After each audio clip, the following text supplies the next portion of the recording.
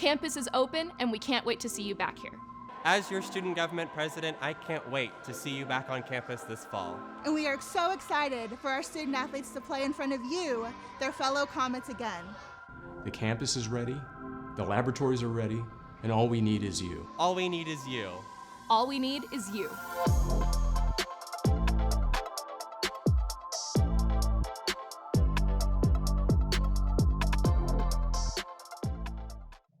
Good morning and welcome to Comet Corner.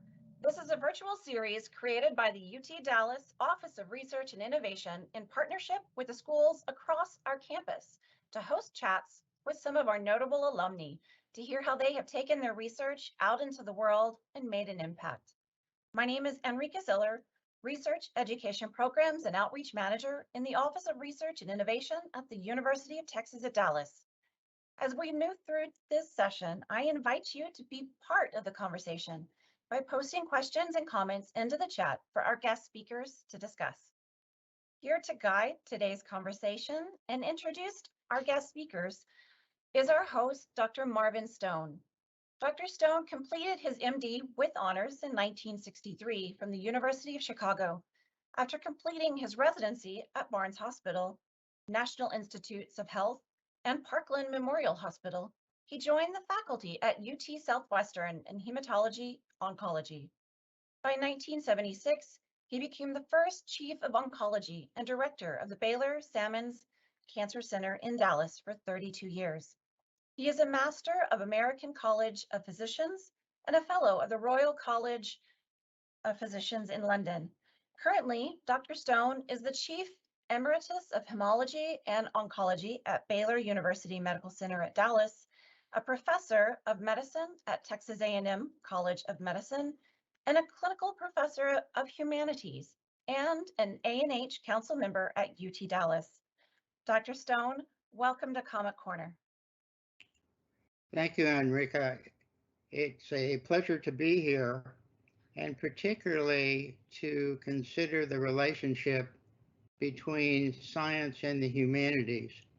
In fact, many would think that science and the humanities are inseparable, and I agree with that. The great physician and educator, Dr. William Osler, likened the relationship between medical science and humanities to twin berries on the same stem. And in fact, I think they are twin berries on the same stem. I have the pleasure of introducing our first speaker, Dr. Suzanne Cole, who is a medical oncologist with a clinical focus on genitourinary malignancies, such as bladder, kidney, prostate, and testicular cancer. She is passionate about increasing access to clinical trials in local communities, and she's done a wonderful job with that goal. She allows patients to participate in cancer research close to home. Dr. Cole earned her undergraduate degree in art and performance with an emphasis on modern dance and biology here at UTD. She then went on to complete medical school and a medicine residency at UT Southwestern. After that, she had a fellowship in hematology and oncology at MD Anderson in Houston. Dr. Cole then spent 8 years serving patients in rural West Virginia and Oklahoma, where she was deeply involved in cancer research through the National Cancer Institute Community Oncology Research Program. In 2018, Dr. Cole received the Silver Physician Award for Outstanding Clinical Trial Accrual.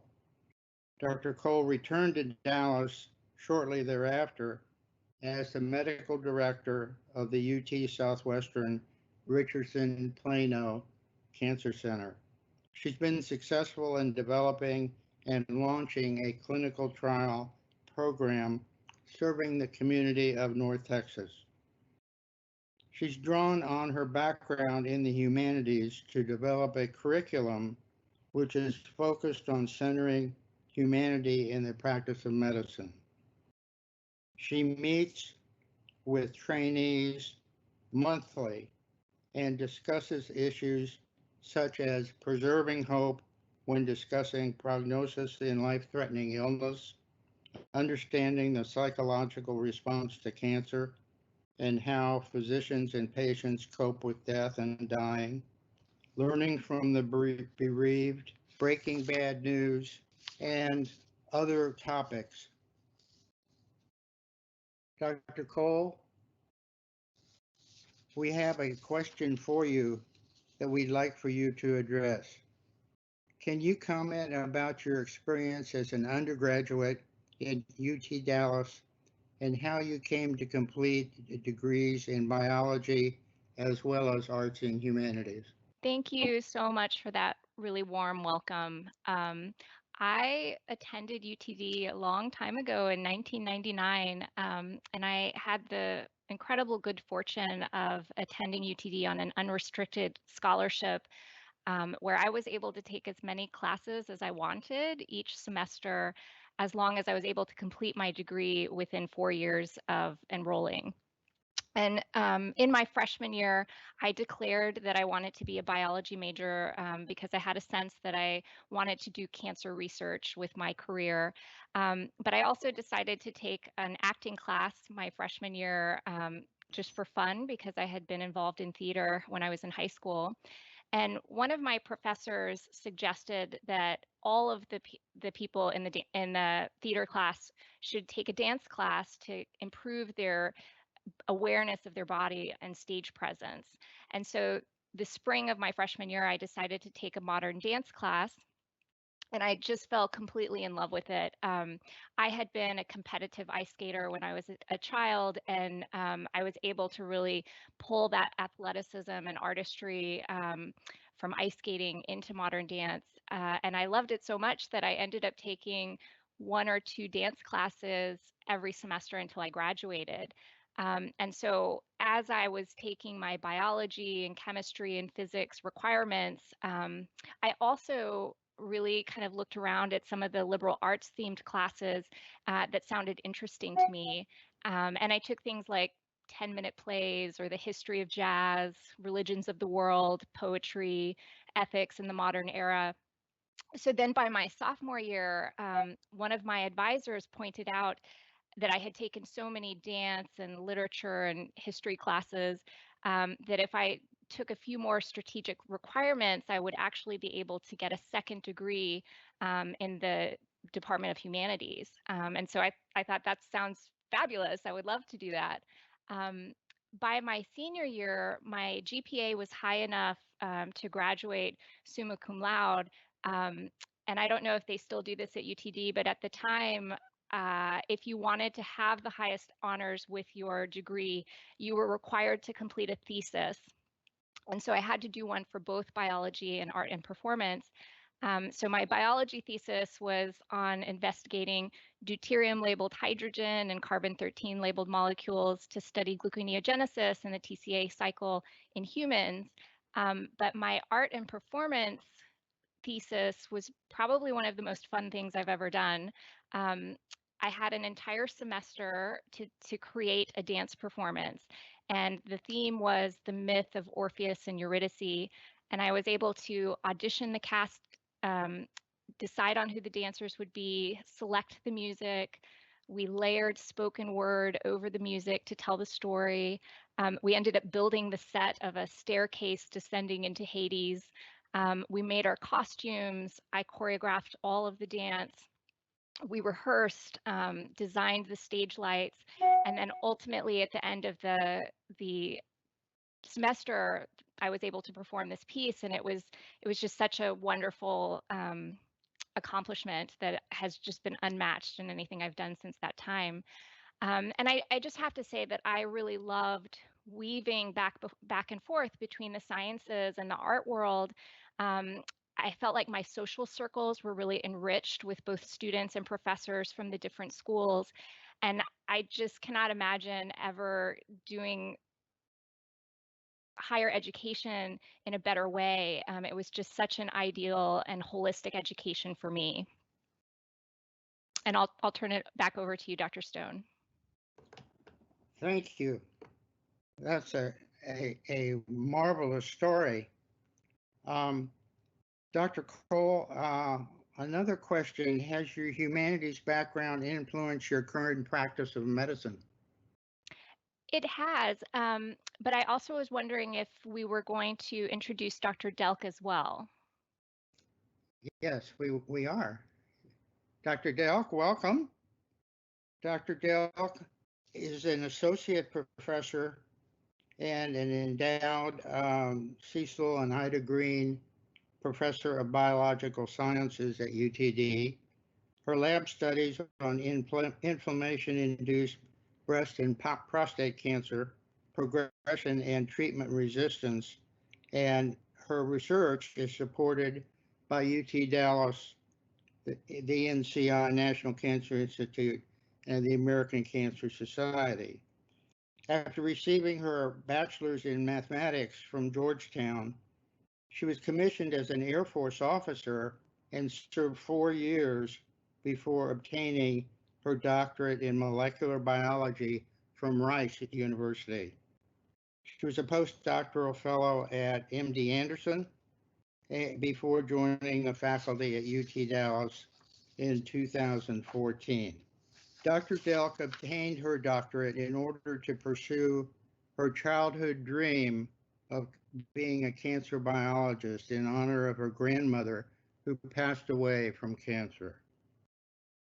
Nikki also dreamed of a life filled with artistic expression, and she has consciously created and continues to build on that. Dance is Nikki's favorite artistry, but she was never formally taught growing up. She did take dance classes and continues currently and has a variety of different dance styles which she participates in. She also has become a self-taught sketch artist and painter, and she enjoys working with acrylic and watercolor. Her paintings have been auctioned off for the Arts and Science Initiative, which she started this summer. Painting is a close second to dance in terms of her favorite artistic expression. Dr. Dalek, welcome. And we have a question for you. Please tell us about your path to becoming a basic science researcher and how arts and humanities have played a role in your life. Thank you, Dr. Stone.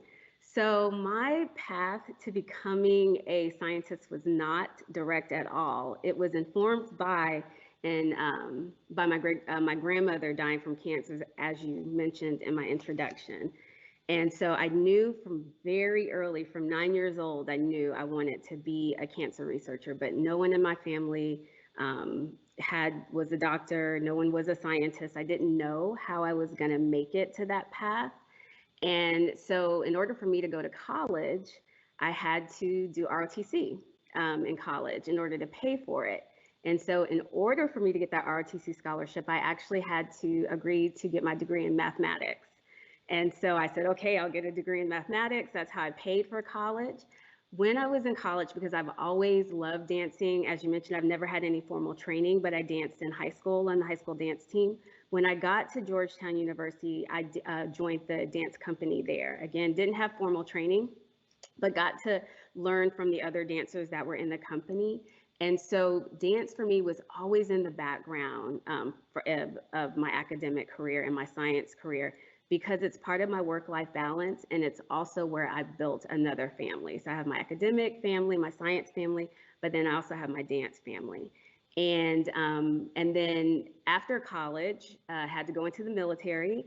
I got stationed in a research laboratory, and I was not a scientist in the research laboratory, but I was surrounded by a lot of scientists, and that's how I was able to learn what I needed to do, what kind of courses I needed to take in order to become the cancer biologist that I am today. And then so from the military, I then went to Rice University, and that's where I got my degree in molecular biology, actually in plant molecular biology, still not in cancer biology. At the time at Rice University, it's a very basic science department at the time it was, so there weren't any cancer biology programs. But I went into a lab that I knew I would be able to get the background that I needed to be an effective scientist. And so I was able every blue moon, you know, when you're a graduate student, you're really poor. So every now and then I could take a dance class, but it wasn't until I came to UT Dallas that I was able to really start taking dance again. And it has been a really important part of my life. Being here at UT Dallas, it's again been in the background, been a really important part of work-life balance for me. And it has had a positive impact on the research that I'm doing it at UTD, which I think we'll talk about later. Thank you. Dr. Cole, let's go back to your humanities background and what influence it's had on your practice of medicine. Well, I was able to continue dancing and performing at the beginning of medical school, but once training took me into the hospital, I really lived and breathed medicine for the next 10 years of completing medical school and internal medicine residency, and then going on for hematology and oncology fellowship training. But nowadays in practice, I think that the humanities background has influenced me in two very important ways. The first is that I trained at MD Anderson in Houston, where nearly all of the patients that I interacted with were participating in cancer research clinical trials. They were receiving the newest cutting edge drugs that we now use today because they help people live much longer. And so when I finished my training, I was about $250,000 in debt. I was married, I had a family with 3 kids, and I decided to take a job in an underserved area to pay back my loans. And that's how I ended up moving to West Virginia. And, you know, honestly, going from UT Southwestern and MD Anderson, it was a real shock for me to move into a resource poor area. West Virginia is one of the poorest states in the country. But magically, the group that I had joined had this wonderful community oncology clinical trial program. And because of my experience and also my comfort level with clinical trials and training, I became a champion of sorts for my patients, and really became very passionate about extending cancer research to patients who live in communities like West Virginia. I don't think that the average person understands that there is a huge disparity of who is actually enrolling on clinical trials. Most cancer patients receive their care in the community and are not getting their cancer treatment at academic universities. And a lot of patients don't have the social capital, wealth, or the ability and resources to travel to allow them to enroll on clinical trials. And what that means is that most of the patients that actually go on to study are white, they're well resourced, they are wealthier and healthier, and they have better support by friends and loved ones than the average cancer patient. And that can actually bias the outcome of our trials because patients are enriched with all of these advantages that in and of themselves may help them live longer. So my passion since going into practice has actually focused on the social justice of increasing access to all cancer patients to have an opportunity to enroll on a clinical trial, no matter where they live or how well resourced they are. And I was actually recruited to UT Southwestern to work in one of the local UT Southwestern satellite clinics in an effort to bring clinical trials out of the main campus in Dallas into the satellite clinics, and we're creating a network around Dallas-Fort Worth to try to push these trials to reach more people. And then the second thing that I think the humanities has really influenced my my medical practice is that after I had been practicing oncology for about a decade, I became very interested in the medical humanities, and trying to explore ways to uncover and center humanity in my daily practice of medicine. As an oncologist, many of my patients come to me with the kind of cancer that no matter what we do, their cancer is not curable, and it is destined to take their lives at some point in the near future. And one of my jobs is to lay out all of the options and use all of the tools that we have to help these patients stay here on this planet for as long as possible, hopefully with the best quality of life that we can manage for them. Um, but as you can imagine, this kind of work can really wear on your soul.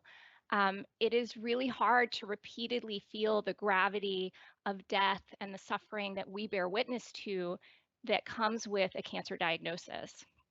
And not just oncology, I think there are many divisions within medicine that have created these coping mechanisms to compartmentalize and detach and kind of put on this veneer of professionalism where we can become unemotional in our work. And there are just not a lot of places for physicians or other medical professionals to take this burden or to discuss the deeper layers of how do we do this work well and how do we stay well emotionally, with compassion towards ourselves so that we are able to be compassionate towards others. And so because of this interest that I have, I put together this kind of journal club of sorts. We call it Meaning in Medicine. And we meet once a month to have a meal together with trainees who are, apprenticing to become oncologists. And at the beginning, it was mostly trainees that we would have attend these meetings, but over time, more and more faculty are also attending because they need to talk about this stuff as much as the trainees do. And we talk about all kinds of really interesting topics, how to cultivate caring physician and patient relationships, understanding cultural expectations, clinical trial ethics, when physicians make errors, accepting our own humanity. And I'll just share with you this last weekend, we had a Meeting in Medicine journal club, and the topic was what happens to us after we die. And all of the physicians in attendance were asked to think about their own cultural background and religious beliefs, and just kind of question themselves as to whether their understanding of what happens after we die and what people are going to in the afterlife may influence how they treat patients that are approaching the end of life, and whether this causes them to give more cancer treatment or be more open to hospice. And we had just the most amazing conversation from that journal club. So those are the ways that I think the humanities have really influenced me. Thank you. Dr. Dalek, a question for you. Can you talk a little bit about how your connection to dance and visual arts has impacted your scientific work? Yes, and I want to first start by piggybacking on what Dr. Cole was saying in terms of the humanities. So when we think about humanities, it's going to include religion and philosophy and anthropology and history and social and cultural constructs. And definitely on the science side, I think she so eloquently stated how it's really important in medicine. But on the research side, on the science side, it informs that as well. What we end up deciding to study as scientists is influenced by our religion, is influenced by our personal philosophies, is influenced by our culture. And so I think humanities definitely has a direct impact in that sense on what the researcher may decide to study. I think Dr. Cole was talking about it from the aspect of how a physician, for example, would be interacting with patients. But for the researcher side, we're not necessarily interacting with patients, but it does affect the type of research that we end up doing. And doing that research with integrity, because it's not just about you as the individual scientist, you are doing it for the greater good. And so in terms of dance specifically and visual art specifically, I can't say that, a piece that I perform or a piece of art that I create has a direct influence on the research that I do. I'm a cancer researcher, but it does relate to the aspect of my creativity, and it does relate to the aspect of my empathy as a scientist. And we have to be creative as researchers. Typically, researchers are thought to think very linearly and be very analytical, but you actually do have to be able to think outside of the box. You do have to be creative when you're coming up with hypotheses and thinking about how to address those hypotheses. And you have to be empathetic. And again, think about the fact that the research that you're doing, it's not just about you, but what you have to do it with integrity, because what you discover has the potential to influence someone else. Dr. Cole, you made some very important contributions during your time in the underserved areas. Taking care of patients in underserved areas is one big contribution. And the other is your ability to involve them in clinical trials. Do you want to say a word or two about why clinical trials are important? So, I mean, clinical trials are important because this is how we help people live longer. Unfortunately, the treatments that we have for cancer are not enough.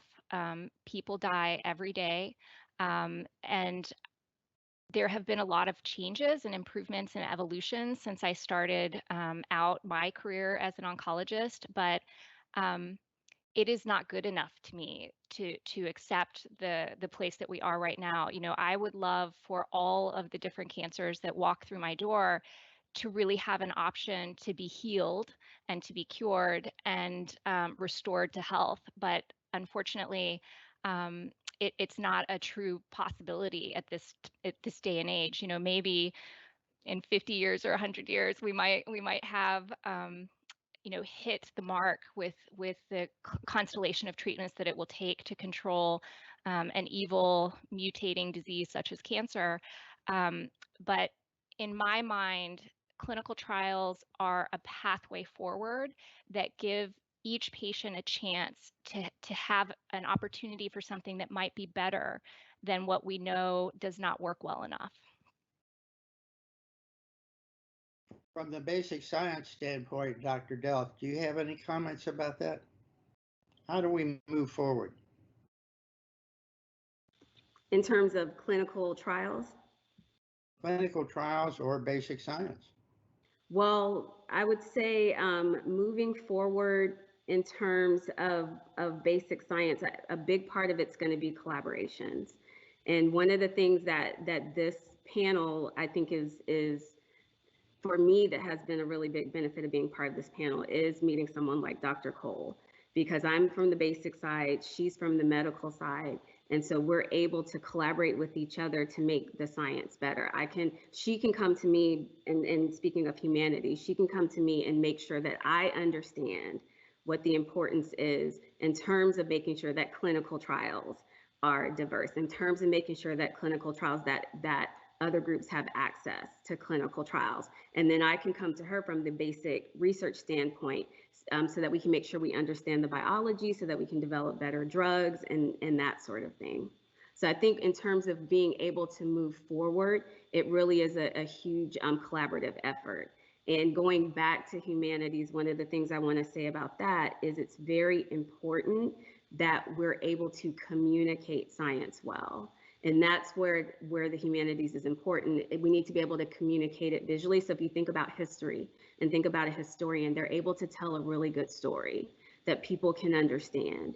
And that's really important for science. The only way that we're going to be able to get the public, or even, I study cancer biology, I may not understand engineering. In order for me to understand another aspect of research, it has to be communicated well. So that's where I think an aspect of humanities is very important.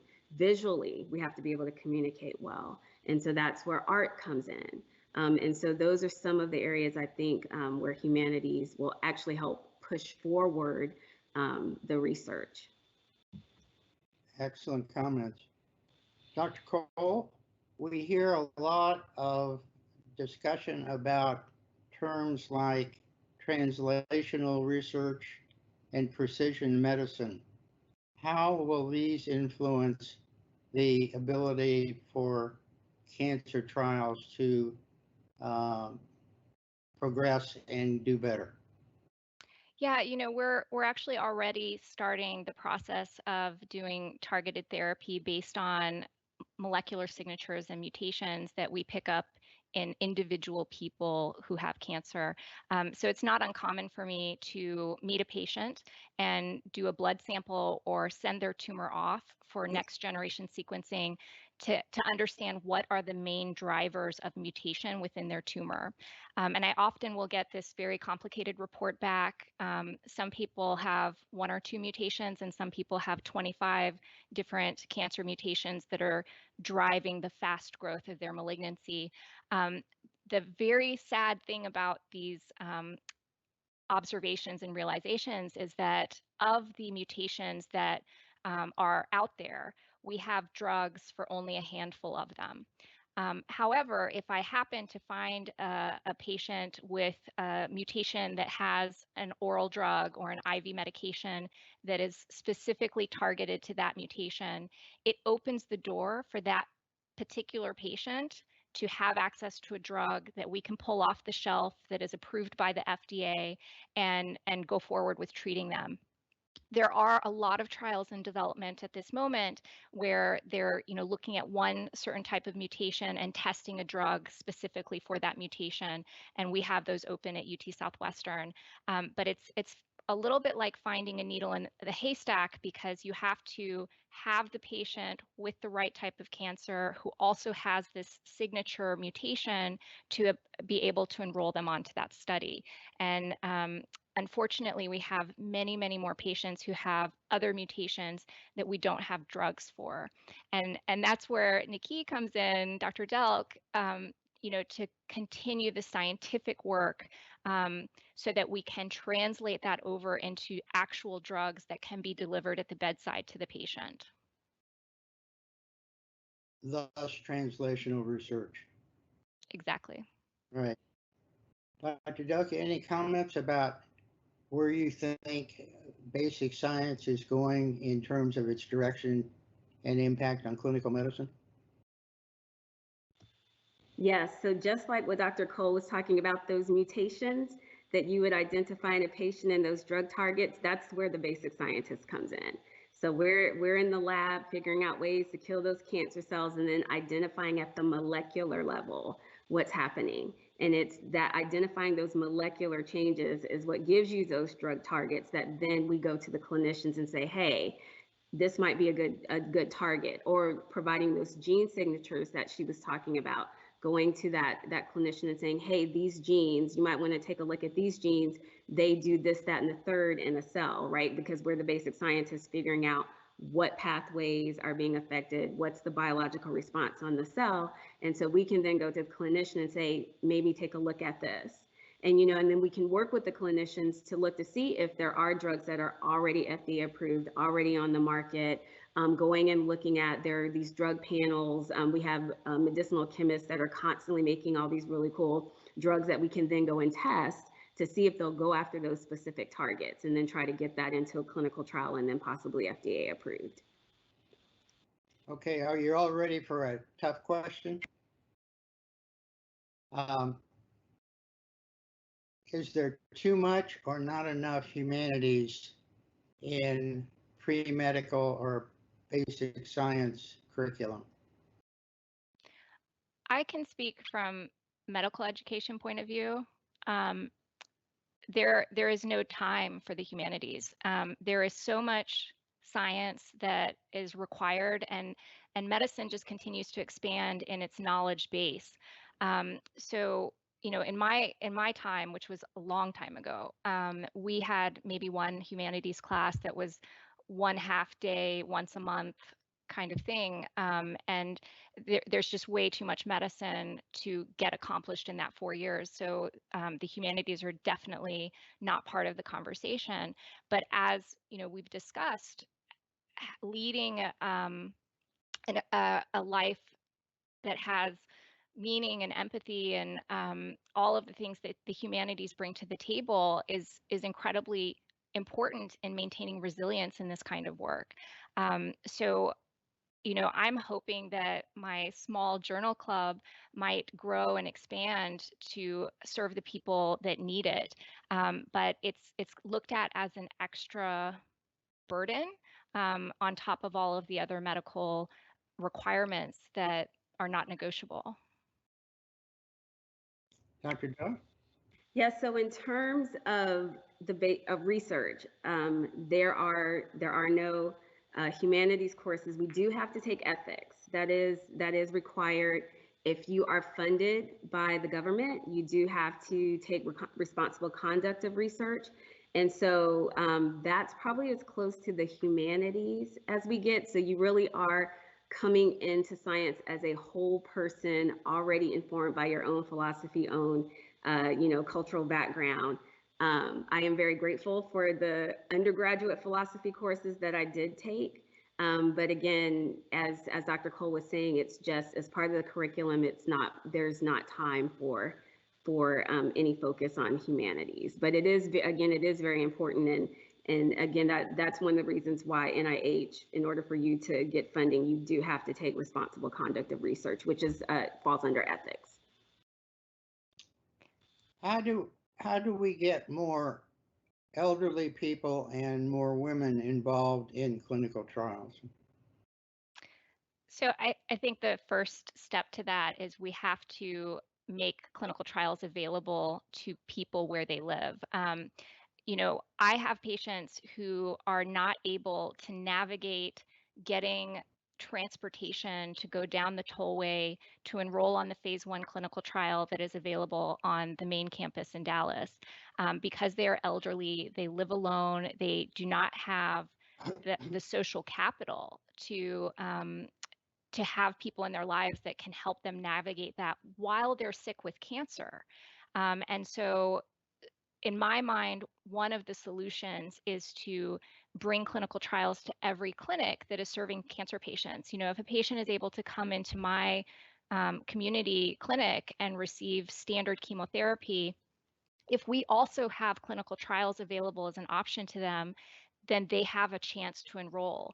And we have to remember that in the United States, there are something like 35 NCI designated comprehensive cancer centers, but there are thousands and thousands of community oncology clinics scattered all throughout the US. And so the vast, vast majority of patients are receiving their care outside of academia and without any access to clinical trials.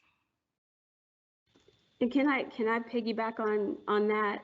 Sure. So the other aspect, again, bringing back humanities, that's really important, is understanding cultural and social constructs, because as Dr. Cole was saying, giving access to someone in that rural community, you also have to understand the cultural reason why maybe someone may not, even if they had access, may not want to be on a clinical trial, or may have a distrust for medicine. So that's where communication comes in, and making sure that you have people there to communicate to this person that you say, hey, I want to put you on this clinical trial, communicating to them why it's important, communicating to them that this is not a repeat of Tuskegee or a repeat, of the syphilis trials or sterilization that happened, and just understanding that history and understanding those cultural and social contexts too will also, I think, get more people from disparate groups involved in clinical trials.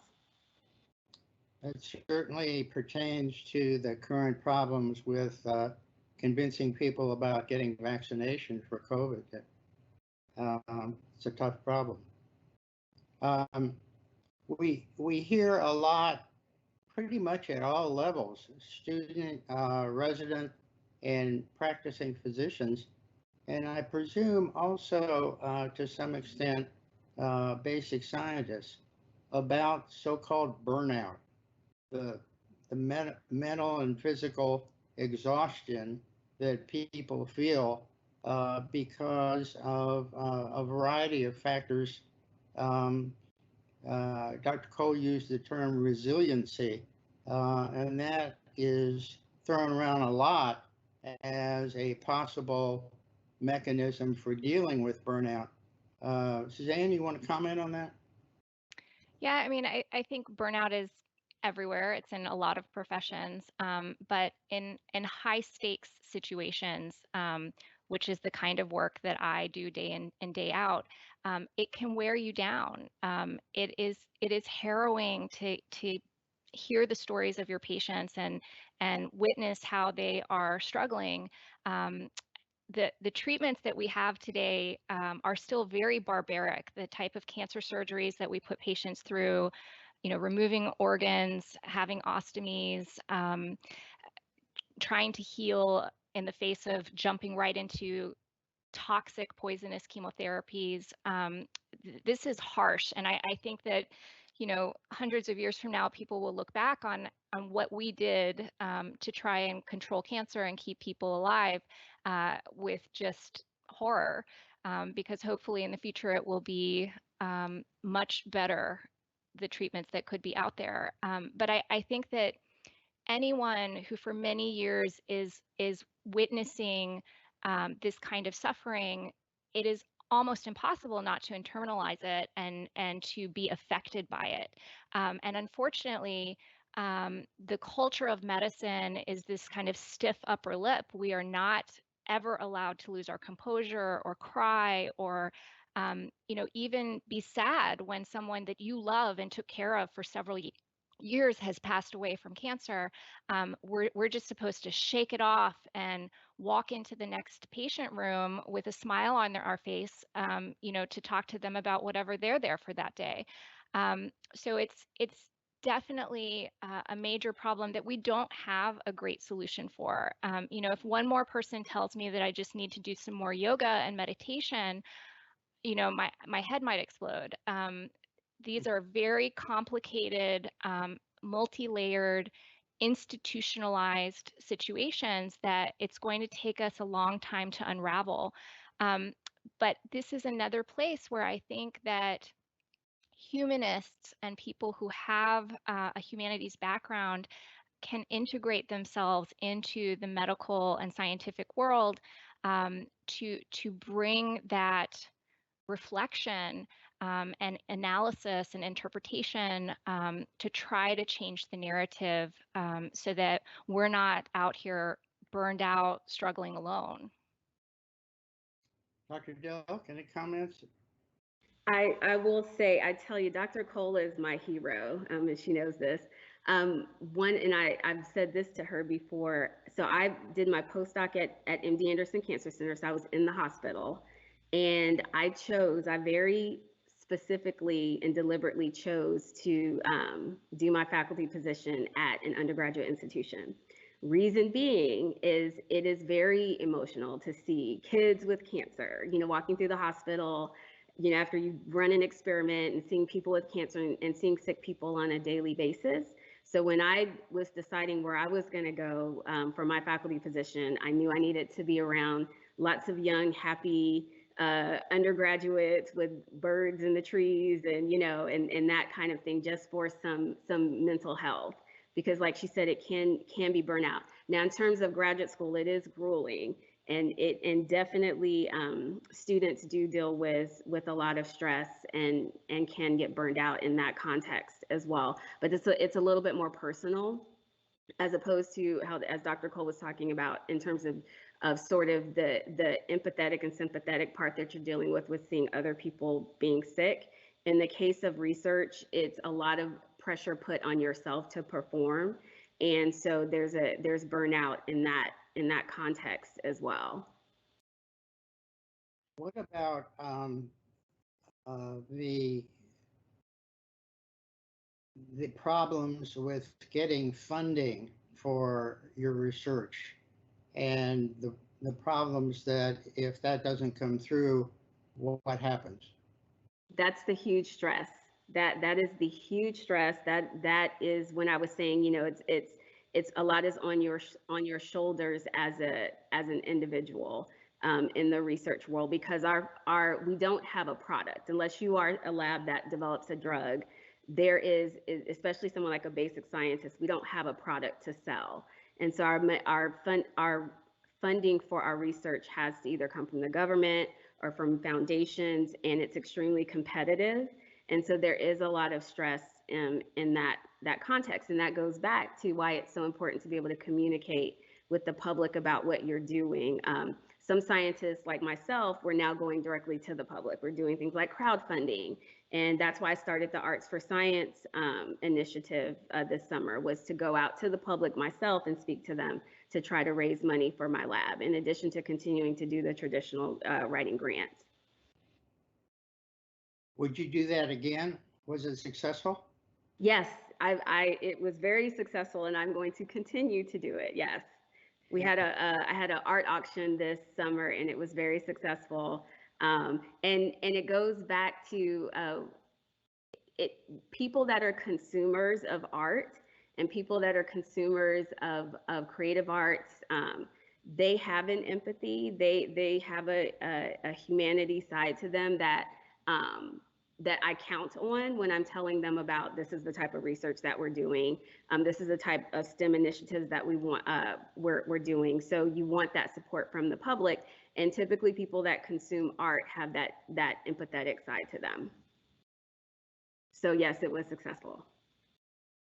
I saw an article, there's a bunch more about medical student debt recently, and the figure that was quoted was that the average medical student by the time of graduation has about $164,000 in debt.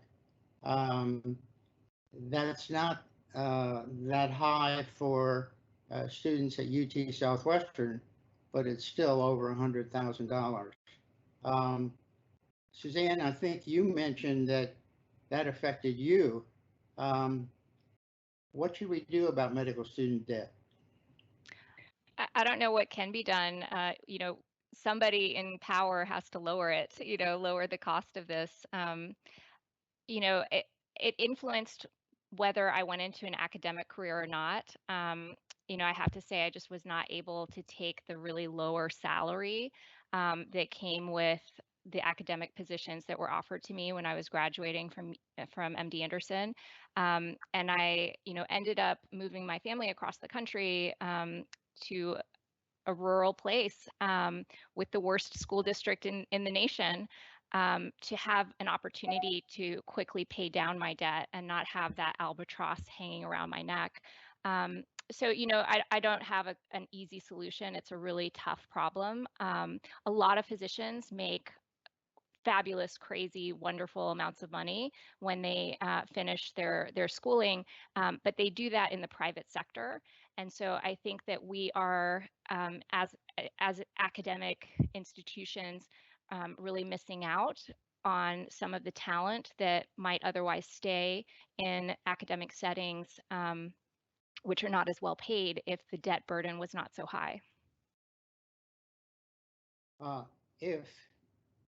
If you have the ability to try to navigate through your training, which consists, as you all well know, in the range of 8 or 10 or 12 years of education, and then get saddled with $100,000 or $200,000 in debt, it really does influence lifestyle decisions and potential decisions about having more lucrative types of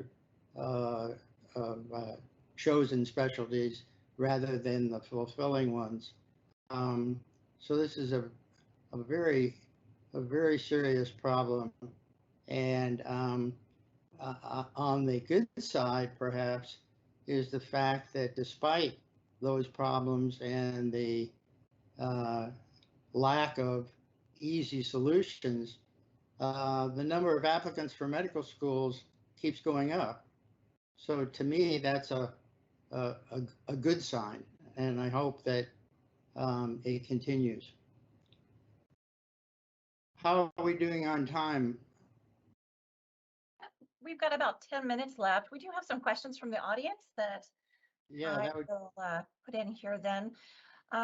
First of which, for both of you, putting yourself in the shoes of an aspiring STEM student, what would you recommend for schools like UTD's School of Natural Sciences and Mathematics? What should they do to improve recruitment and student experiences by embracing the arts? I have some thoughts about this. I also am part of the Arts and Humanities Council at UT Dallas. And, I benefited so much from my ability to kind of go back and forth between the two schools when I was an undergrad.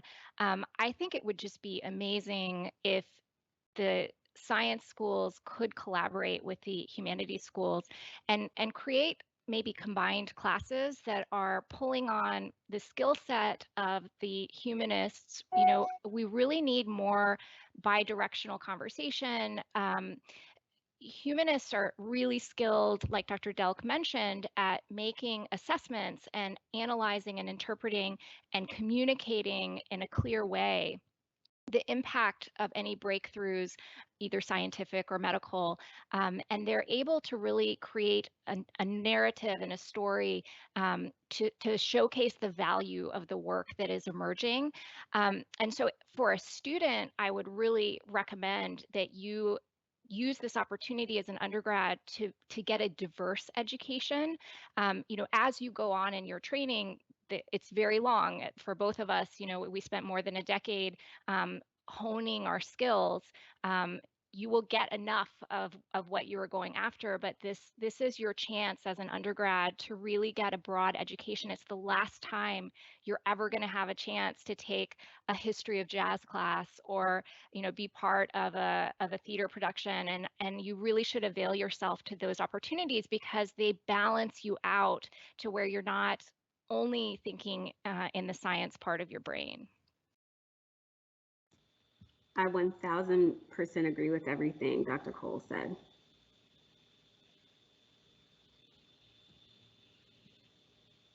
Thank you both. And kind of to circle back on a previous part of the conversation, how can we start to change to break through the institutional barriers in medicine? Yeah, I think that's going to be a slow and heavy lift. The first step is honestly to acknowledge that it is happening, which is not our culture. It's just very unusual to take a step back and give yourself some compassion when something is going on. It's much more of a reflex for us to stuff it down and carry on. But once we acknowledge that it's happening, we also have to have something in place um, to be a resource for all of us who are doing this work. And it's not quite there yet. I know there's a lot of initiatives in different parts of the country. Stanford has like an amazing program. The Mayo Clinic also has a really good program.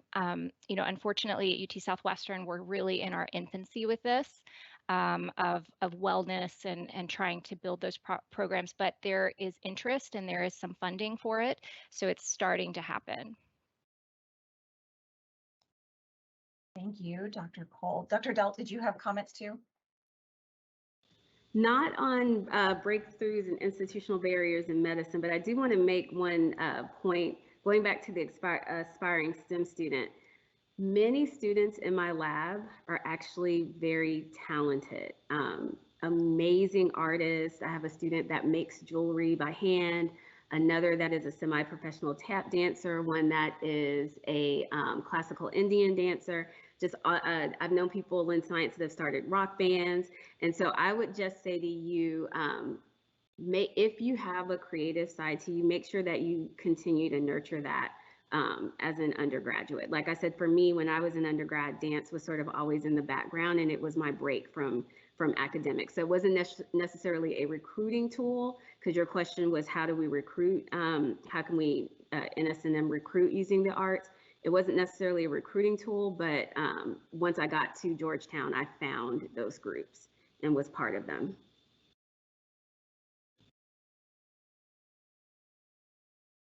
And And just for fun, Dr. Cole, I think the last question will be for you. What is your favorite UT Dallas memory?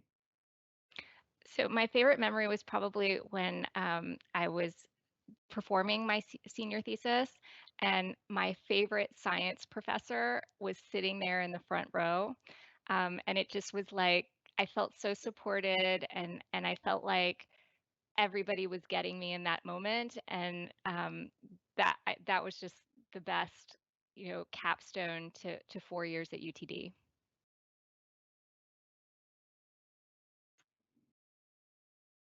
Thank you.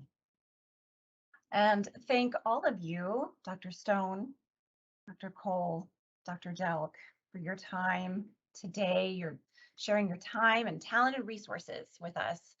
And audience, thank you as well for joining us to hear the conversation. Thank you, everyone, and have a great afternoon.